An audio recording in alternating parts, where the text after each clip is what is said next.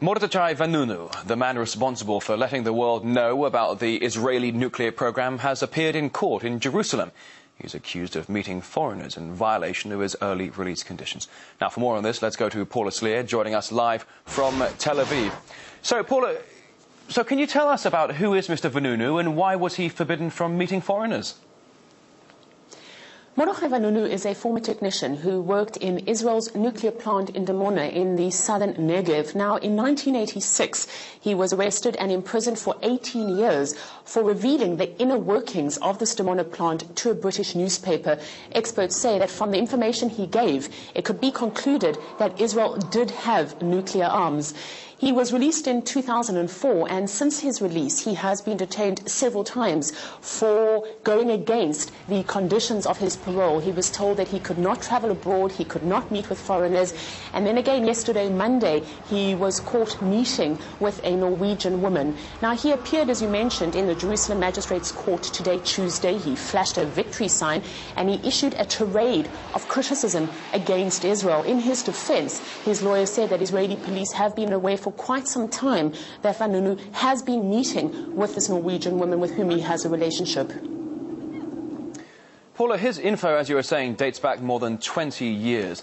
Do officials really think that he can give away any secrets? Yes, Israeli defense authorities really are concerned that he has classified and important information that he can still divulge. You need to remember that he was a technician at the Dimona plant, and as such, he was privy to very sensitive information.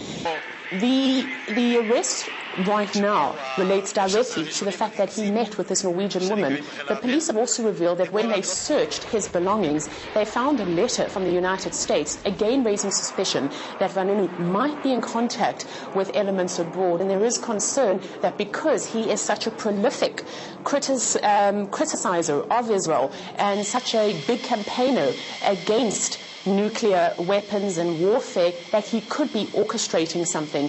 Now, Vanunu spoke to reporters outside the court, and it's interesting that he said that he was essentially being used as a scapegoat because Israel did not have the bomb, and that Israel did not want to acknowledge this. He said, and I'm quoting, "They are not able to say they have the bomb. They are not able to destroy anyone. They are not able to use it. Instead, they arrest Vanunu." So essentially what he's saying is that Israel has the technology, but not the bomb. Well, Paula, Israel is not a part of a non-proliferation treaty. Why is their nuclear program such a sensitive issue for Jerusalem?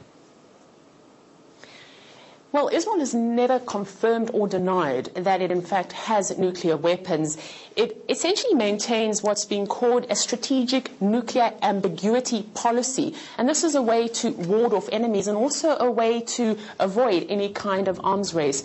Having said that, though, it is widely understood that Israel is the only country in the Middle East to have nuclear capabilities, estimates saying that it has some 200 nuclear warheads.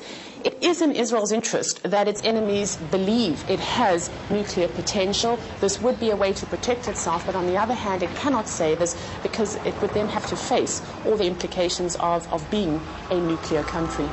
So what was the public's reaction towards his arrest? There is very little public sympathy towards Vanunu. He converted to Christianity not such a long time ago. He has said that the Jewish state has no right to exist. He has also said repeatedly that he wishes to live abroad. Most Israelis see him as a traitor. And certainly when news broke that he's been arrested again, the reaction on the streets of Israel was again he has violated his parole conditions. So not much public sympathy here for him. Paula Sleer reporting for us live right there from Tel Aviv.